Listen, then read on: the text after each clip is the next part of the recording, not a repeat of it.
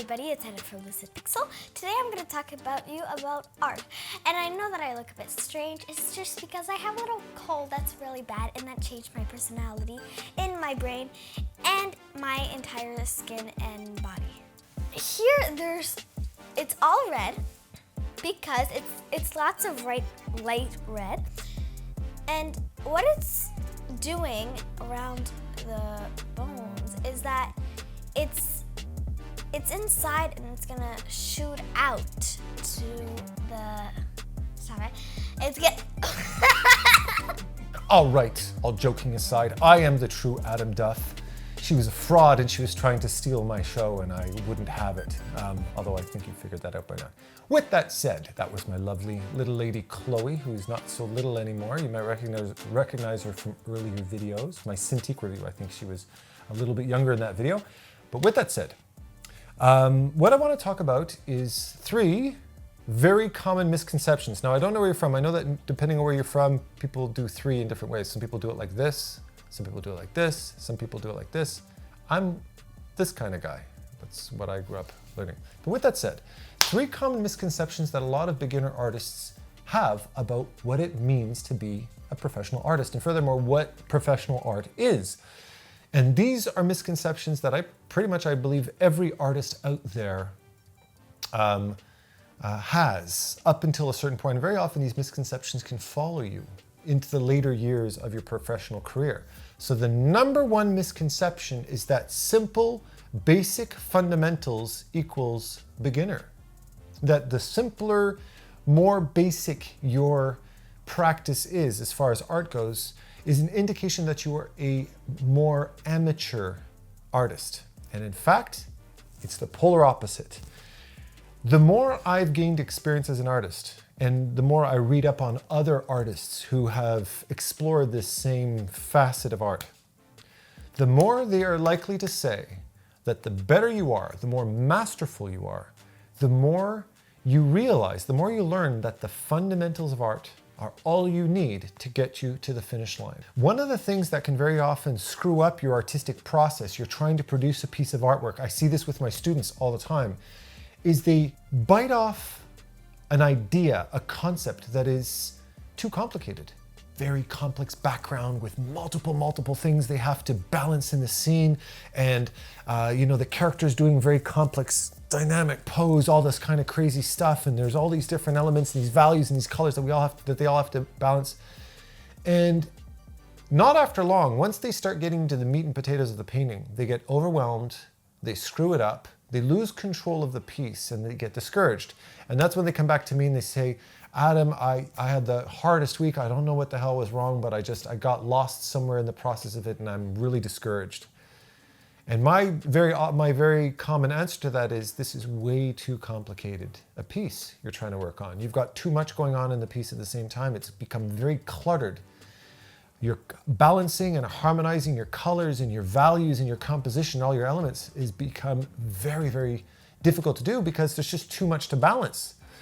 Simplifying the process, focusing on the subject at hand, building a composition around a simple subject, a simple composition, a simple interaction, and then just adding the background elements into it that are necessary is very often the best way to approach a piece. When you approach the piece at the beginning, you're just trying to balance fundamental things. A good example of this is, I just recently watched a YouTube video where there's this online teacher, I can't remember which channel it is exactly, a book, a Rockwell book. I think it's Online Art Academy. I'm pretty sure it is actually. And he's talking about Rockwell's art, and he learned at the same school that Rockwell did, and he teaches at the same school that Rockwell taught at. And he actually had access to this rare Rockwell book, this documentation. And in it, he describes, and you can see actual Norman Rockwell sketches, where he would base his paintings off of a very simple premise. In one particular case, it's a drunk sailor coming home at the end of the night. So he didn't worry about the whole composition. He just wanted to create, what he was focusing on was just the drunk sailor, and he's leaning up against a light post at night. He's going like this, and he's acting all drunk. It's just the sailor and the light post. He didn't worry about what was happening in the background. And the same thing would apply to any of his paintings. The Runaway, the boy the cop, the cook, and trying to get that relationship between these three different characters. And he just focused on the very simple thing. And you'll notice if you look at earlier and later drafts of his paintings, he very often cleans up a lot of nonsense. In his earlier paintings, it was very cluttered and hard to read, and he would clean all of that crap out and just keep the essentials in his compositions, something I teach to my students quite a bit. Keeping it simple is the essence of creating strong, readable, and manageable compositions. And if need be, you can add a little bit of complexity to it later on, once you've already dealt with the fundamentals. The next one, and this was a big one for me.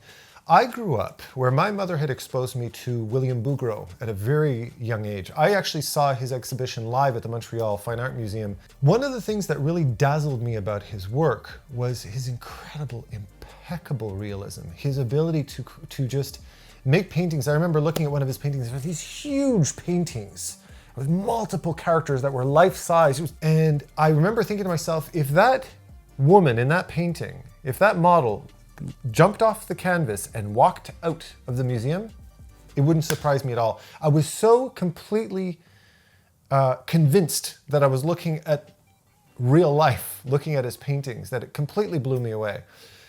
And I, as a result of it, attributed the quality of an artist based on their level of realism. Have you ever noticed that as an artist, you're sitting around, you're sketching and stuff like that, and you have people who are not artists come up and look at your sketchbook and go, oh my God, dude, it looks almost real. People always praise your artwork on how real it looks. The more you master art, the more you realize that realism is not an indication of the quality or abilities of an artist. It's a style. Whether you spend 6 years on a painting or whether you spend 6 days on a painting will not necessarily make it a, quote, better painting. Just because one is more rendered out and more realistic and more believable in the real life photographic sense of the word does not mean it's going to be a greater work of art. I'll give you an example. If we look at the screen over here, I've got two paintings. The one on the left is by William Bouguereau. The one on the right is by John Singer Sargent. Now, if you've ever studied Bouguereau or Sargent, you will immediately know that Bouguereau was known for his incredible meticulous attention to detail, his realism, as I had mentioned. And if you look, you can look up close, and if I zoom into this piece, it's a bit of a low resolution image, but you can see all the fine details in the hair and the eyes. And this is by far not his most ambitious piece of artwork. I've seen works of art by Bouguereau that's far more detailed than this. Yet, you look at the Sargent over on the right, and if you look at it close up, it's only a few very loose brushstrokes. Yet, he captured the most important information to make you believe what it is you're looking at. And if I look at the two, I enjoy them both. I think they're both fantastic paintings. But I can't, with all due honesty, look at either one of these pieces and say, this one's better than that one. It would be purely a question of preference on the subject matter itself. But it's not the level of realism that makes me like one more than the other. In fact, to be honest with you, I find that the Sargent piece is a little bit looser and more playful. His composition is a lot more interesting in that sense. Although I do appreciate both of them.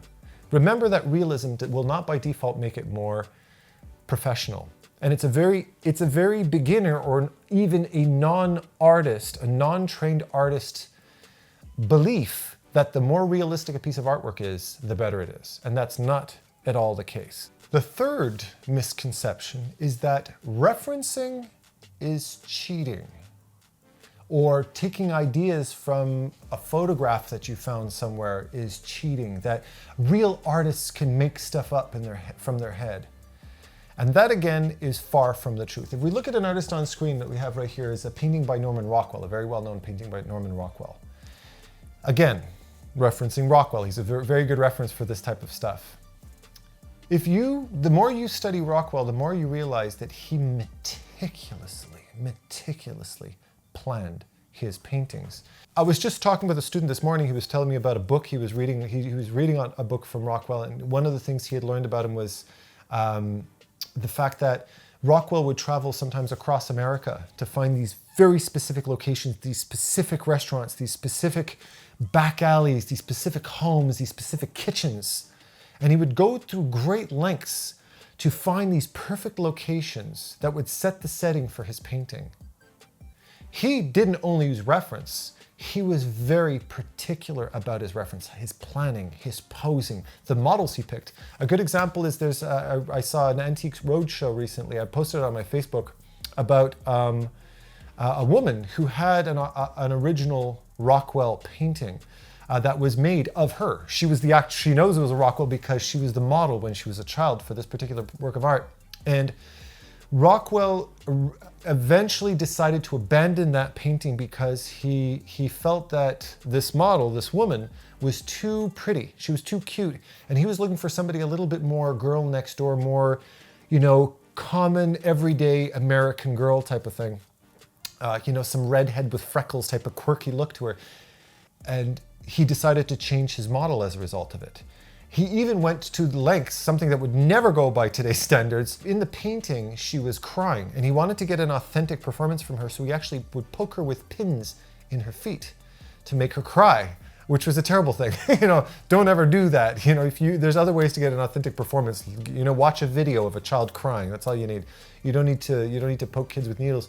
But he did, in order to get her to authentically cry, for his reference, so that he would have an authentic performance for his painting. Rockwell didn't only reference his work.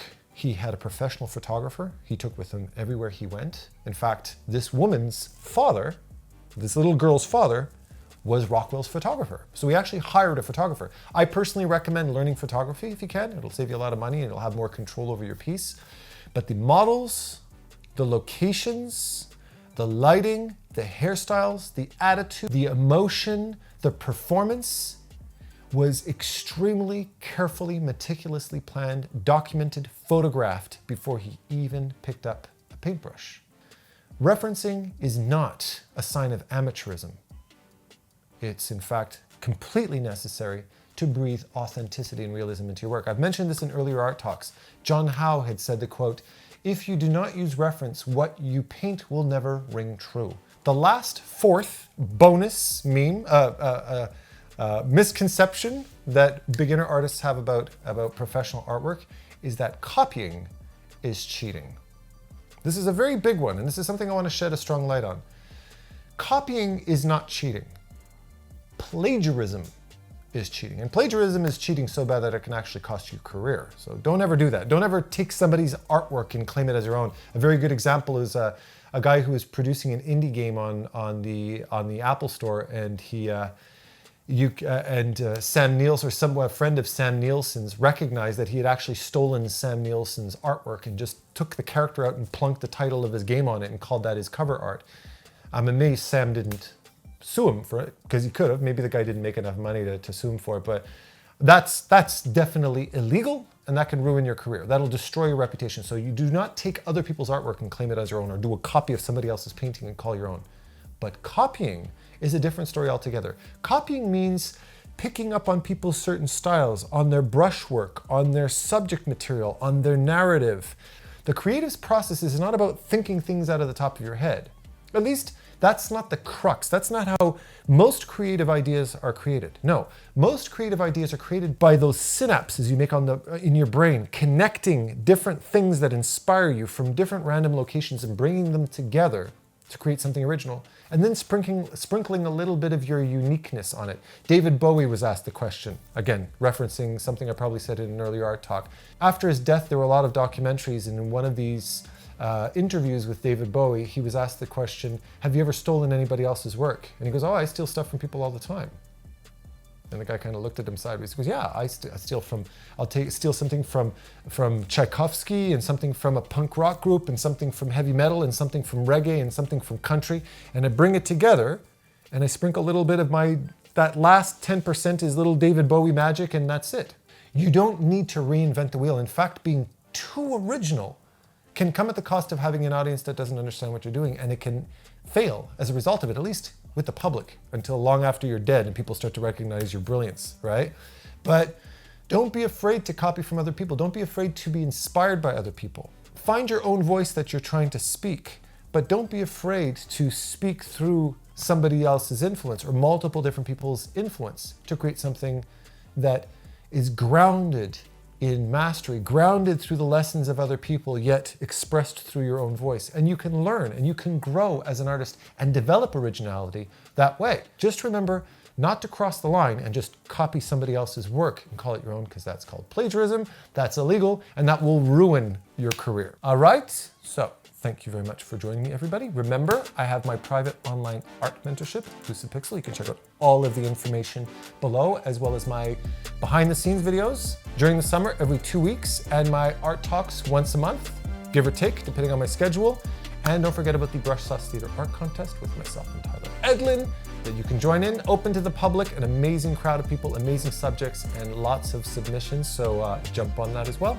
All of the information is in the description below. I love you all. Happy painting and take care. Bye-bye.